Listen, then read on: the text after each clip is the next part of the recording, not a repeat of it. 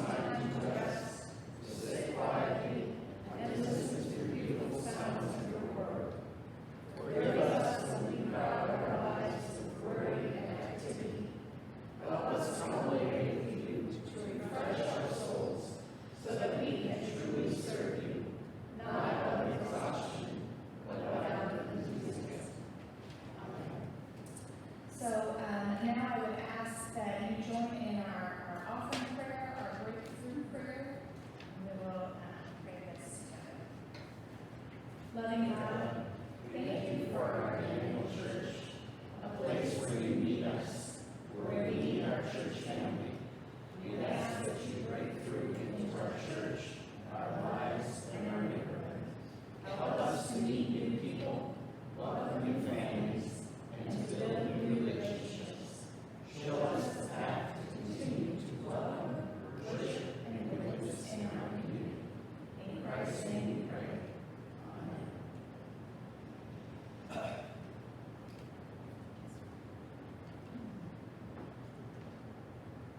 So for this morning's scripture, Ed chose a section of John chapter 15, and I'll be reading from the Good News translation, chapter 15, verses 1 through 17.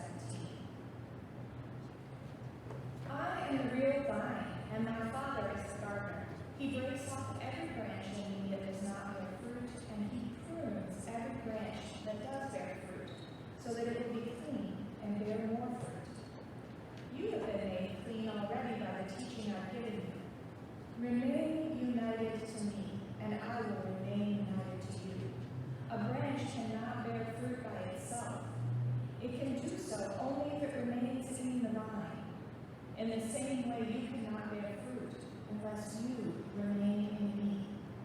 I am the vine, and you are the branches. Whoever remains in me and I in him will bear much fruit, for you can do nothing without me.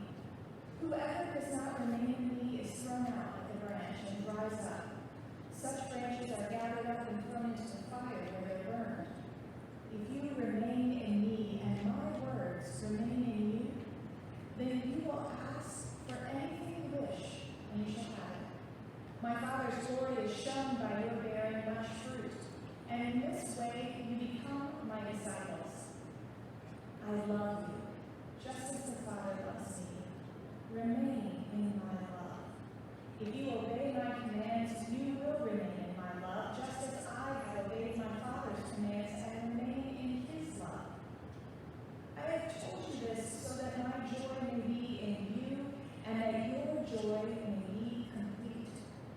My commandment is this: love one another, just as I love you. The greatest love a person can have for his friends is to give his life for them.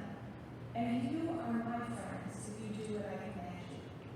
I do not call you servants any longer, because a servant does not know what his master is doing. Instead, I call you friends, because I have told you everything I heard from the Father. You did not choose me, I chose you, and appointed you to go and bear much fruit, the kind of fruit that endures. And so the Father will give you whatever you ask of him in my name. This, then, is what I command you: love one another. The word of the Lord. Thanks be to God. Thank you. Will you join me in prayer? May the words from my mouth and the meditation of our hearts be redeeming to you, our rock and redeemer. Amen. Now, this is one of my favorite passage in the Bible, John 15, because it talks about fruit bearing, right? What does that mean for us as Christians? So let's see what this sermon is about. Have you ever been with someone who is very close to you and is about to die? Someone who loves you and wants to leave you with a final word. Maybe your grandparents, your spouse, or even a kid.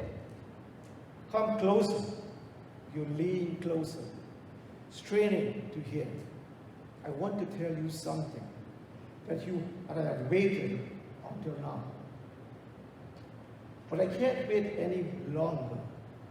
You know that you will remember every word for the rest of your life. Now, imagine that the person who is about to speak is Jesus. How closely would you listen? Today's sermon is entitled, Jesus Teaches About the Vine and the Branches. What does it mean? The disciples followed Jesus down the hill, through the winding streets of Jerusalem, through the Kingdom Valley towards your destination. Upon reaching the destination, Jesus stopped. Hemming by rows of vines, the disciples gathered around. Jesus reached for a branch, a great branch, and said, I am the vine, the true vine, and my Father is the vine dresser. You see, many Christians I have met are standing in the shadows of this vineyard. Like disciples, they have discovered that following Jesus has turned out to be far different than expected. They feel confused and disillusioned, maybe even betrayed by God. Do you? Jesus was thinking of grapes. Holding a branch of a mature grapevine, he said, I am the true vine, and my Father is the vine dresser. I want you to imagine you are in a vineyard.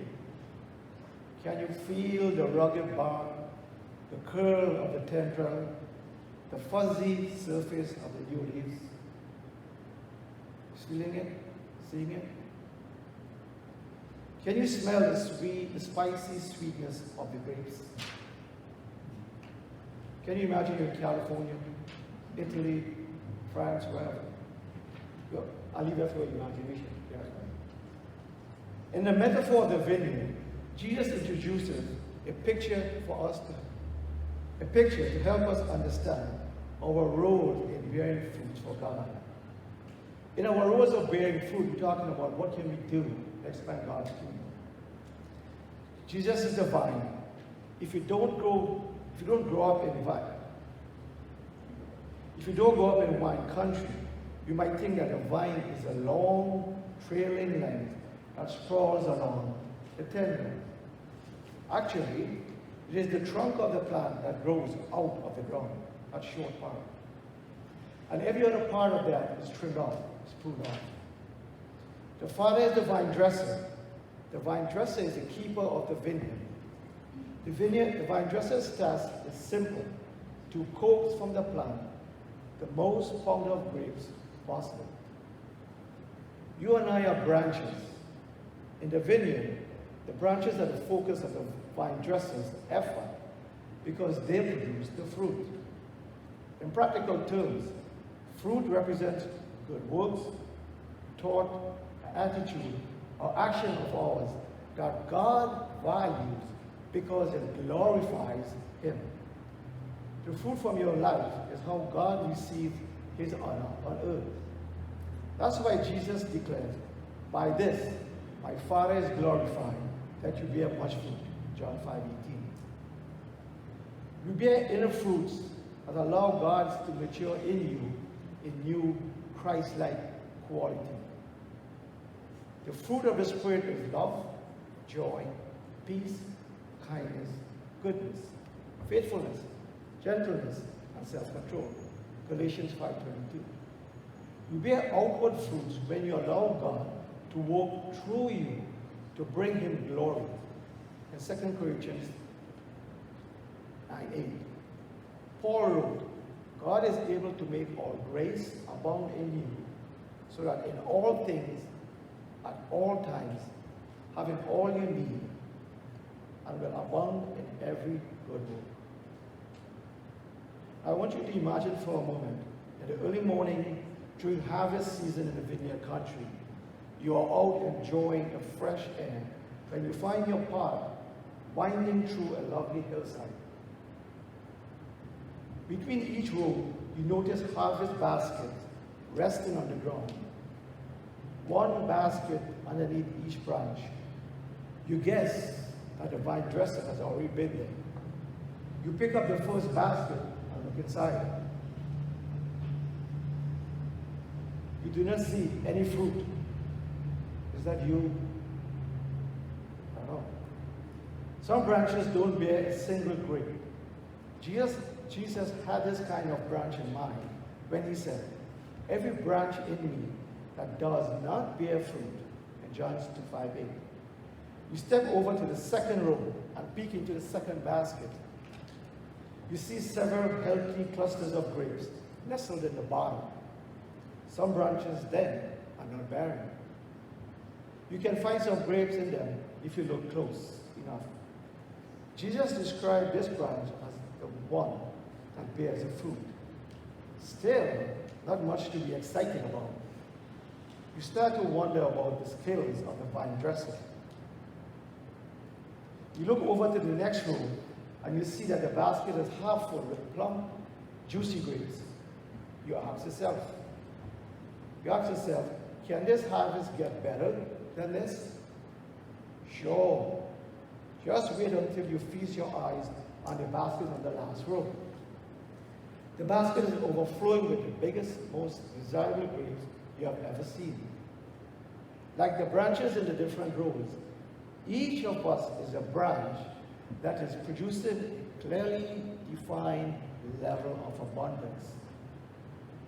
The Father, the vine dresser, wants more fruits from us, so much that he actively tends our lives, so we will keep moving up from barren to a productive branch, from an empty to an overflowing basket. You see, we are created to bear fruit, more fruit, and still more fruit. Let me ask you this. How many fruits do you see in your life today?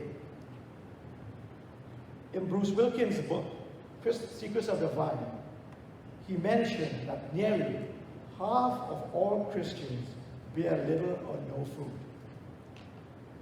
Another third bears some fruit. Only 5% bears abundant fruit. Looking at these numbers, are you surprised? Where do you fit in? In this portrait of God's people is remotely true. You can surely grasp the importance of teaching of the Bible. See, bearing fruit is not a unique phenomenon reserved for certain kind of Christian. It is the destiny of every believer. Now remember, we didn't say Christian, I'm talking about believer. Jesus chose us for abundance.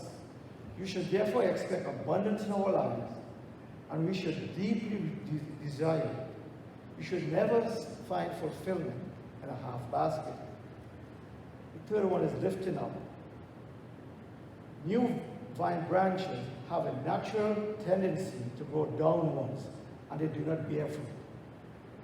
When branches grow along the ground, the leaves get coated with dust, or when it rains, it gets mildew. The branches get sick and useless. So what does the vine dresser do? He goes around with water and washes those branches because they are still useful to the vine dresser.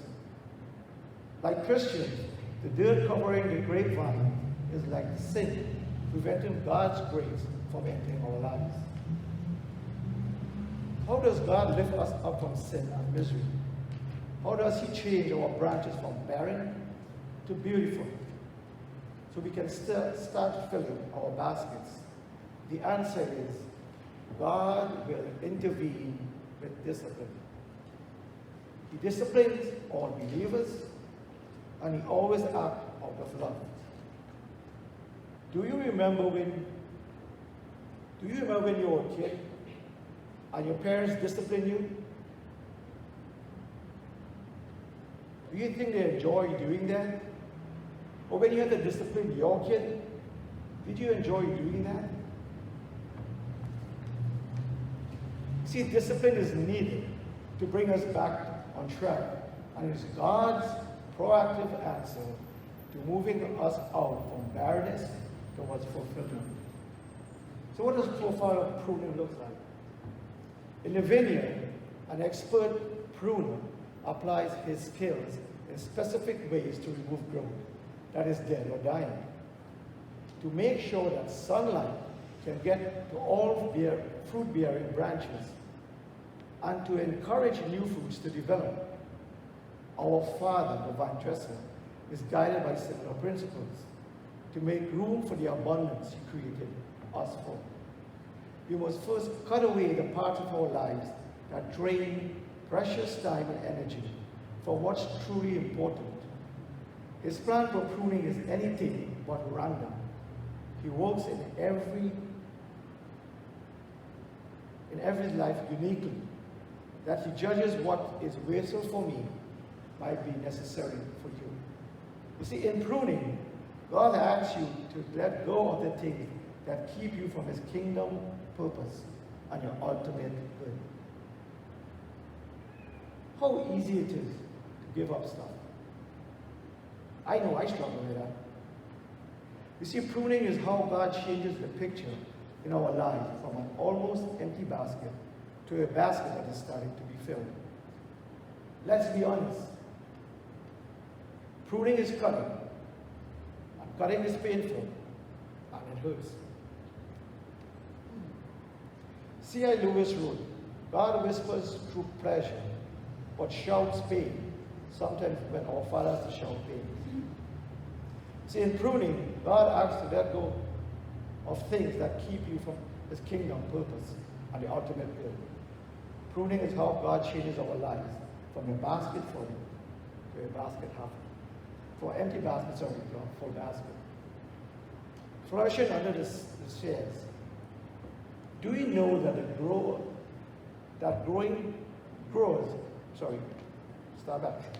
Do you know that growers prune their vineyard more intensively as the vine ages? The vine's ability to produce growth increases each year, but without intensive pruning, the plant weakens and the crop diminishes. Mature branches must be pruned hard to achieve maximum yield. Early pruning is mostly about our outward activities and priorities. Mature pruning is about our values and personal identity. Have you ever realized that the test of faith doesn't really test anything unless it pushes you past your last test? Past what you have proven in the previous test? That's why pruning often lasts longer and goes further than we think. It's reasonable or fair. So in conclusion, when your faith feels pressed to the limit, remember these 4 things. 1, God doesn't apply pain when a more pleasant method would just do as well. Pruning is always the only and best answer to our deepest desire. It is a tender gift of all Elohim and from our loving Father. 2, not every painful experience is a result of pruning. 3, the pain of pruning comes now, but the fruit comes later. Just as in the vineyard, pruning in our lives is seasonal, but the quantity and quality of the future harvest depends on the submission to the vine dressing down. 4, even though the duration, depth, and breadth of pruning seasons will vary, no seasons last indefinitely. Your season is coming, and it is sooner than you think. Amen. Thank you, Ed. Please rise now and join in our closing hymn.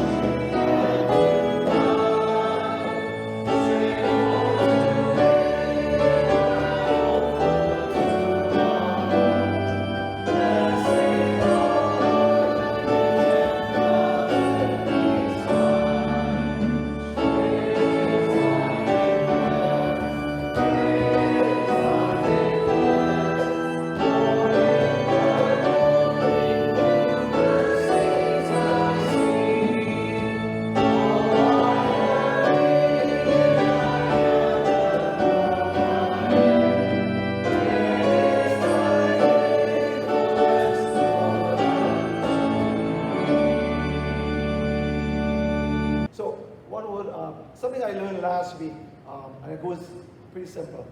It goes like this: worry about nothing. Let's say it together. Worry about nothing. Pray for everything. Pray for everything. And give thanksgiving for everything. Give thanksgiving for everything. You know, and in my job, I travel a lot. And when you can't sleep at night, right? You ever watch the television, and for some reason, that was my moment of that day when that minister said that. I was like, I got to write that down, because it stays, right? Because I worry a lot, right? And, the part of Christianity that I struggle with was how do you trust God and give Him everything, right? That's the part I struggle with. But that's okay. I don't know if you guys do the same thing. So, prayer of benediction. Picture your benediction. Lord, let us go from here refreshed and filled with your love, and with your knowledge that you will be with us in all that we do in the weeks to come and always. Amen.